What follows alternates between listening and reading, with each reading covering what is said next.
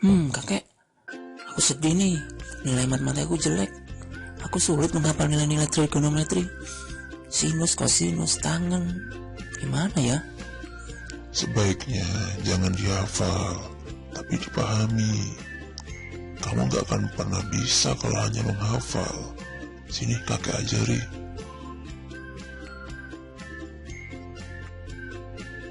Kita awali dengan trigonometri untuk sudut 45 derajat. Mula-mula, gambar nih sebuah segitiga yang salah satu sudutnya 45 derajat. Kemudian, sudut yang di depan ini sudah tahu kan pasti bernilai 90 derajat. Karena dia siku-siku. Pertanyaannya, berapa ya sudut di sini? Kita tahu kan, segitiga ini jumlah keseluruhan sudutnya adalah 180 derajat. Maka sudut sisa ini nilainya adalah 180 dikurangi 90 dikurangi 45, yaitu sisanya adalah 45 derajat. Nah, sekarang kita sudah dapat nih sudut-sudutnya. Kalau kita perhatikan, segitiga ini segitiga sama kaki ya, karena kedua sudutnya sama. Anggap saja sisi samping kita beri nama A, sisi depan kita beri nama B, dan sisi miring kita beri nama C. Jika A ini saya beri nilai 1, maka B juga bernilai 1 kan, karena segitiga ini sama kaki. Masih ingat Pythagoras? Nah, untuk menghitung C atau sisi miring kita bisa gunakan rumus Pythagoras yang mengatakan bahwa A kuadrat tambah B kuadrat sama dengan C kuadrat. Maka nilai C otomatis adalah akar dari A kuadrat tambah B kuadrat. Berarti adalah akar 2. Nah, sekarang kita sudah dapat nih nilai masing-masing sisi dari segitiga kita. Nah, kemudian nilai-nilai ini dapat kita gunakan untuk menghitung sinus, kosinus, dan tangen dari sudut 45 derajat. Kita tahu kan, sinus itu adalah perbandingan antara sisi depan dan sisi miring. Atau kalau ingin mudah diingat, kita bisa ingat dengan perkataan demi sinus, yaitu sinus adalah depan bagi miring.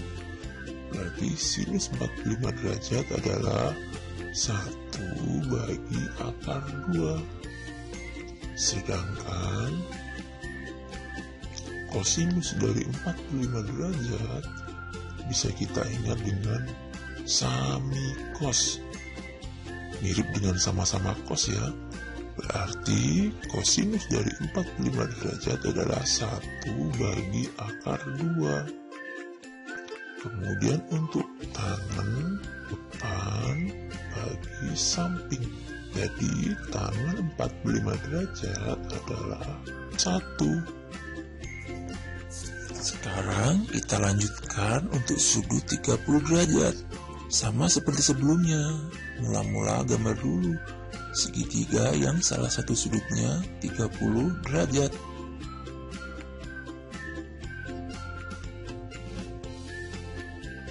Anggap saja sisi samping saya beri nama A, depan B, dan sisi miring C. Kemudian salah satu sudutnya saya beri nilai 30 derajat. Sama seperti yang tadi nih, otomatis yang depan juga 90 kan. Nah, sisanya berapa ya? Adalah 180 kurangi 90 kurangi 30, yaitu 60 derajat. Kemudian sudut 90 derajat ini saya bagi menjadi 2, di mana salah satu sisi saya beri nilai 30 derajat dan sisi selebihnya otomatis 60 derajat kan, karena jumlah keduanya harus 90 derajat. Nah, dari sini bisa kita perhatikan segitiga yang atas adalah segitiga sama sisi, karena ketiga sudutnya bernilai 60 derajat. Sedangkan segitiga yang bawah adalah segitiga sama kaki, karena hanya dua sudut yang bernilai sama. Maka bila salah satu sisi saya beri nilai 1, otomatis sisi yang sebelah sini juga bernilai 1. Lihat, sisi ini juga merupakan bagian dari sisi segitiga sama sisi yang sebelah atas. Berarti jika salah satu sisinya bernilai 1, sisi yang lain juga bernilai 1. Wah, sudah ketahuan kan sekarang bahwa C ini panjangnya adalah 1 tambah 1, yaitu C bernilai 2. Sedangkan A dapat kita hitung dengan rumus akar C kurangi B, yaitu akar C kuadrat, yaitu 4 dikurangi 1. Berarti nilai A adalah akar 3. Nah, sekarang kita sudah mendapatkan nilai-nilai dari masing-masing sisi segitiga kita nih. Untuk menghitung trigonometrinya sama seperti yang tadi. Misal untuk menghitung sinus, cukup kita hitung dengan apa tadi, ayo? Demi depan miring, yaitu 1 dibagi 2. Berarti sinus 30 derajat adalah 1/2. Sedangkan untuk kosinusnya bernilai samping bagi miring, yaitu akar 3 dibagi 2.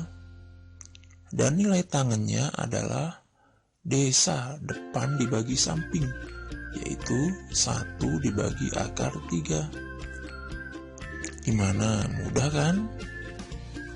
Untuk sudut 60 derajat, kita tinggal putar saja segitiga ini sedemikian hingga sudut 60 derajat ada di bagian bawah.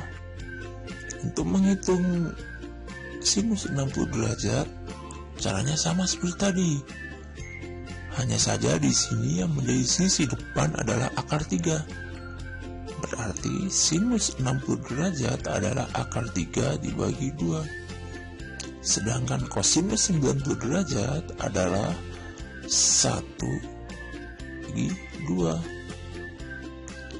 Dan tangan 60 derajat adalah depan bagi samping, yaitu akar 3 dibagi 1.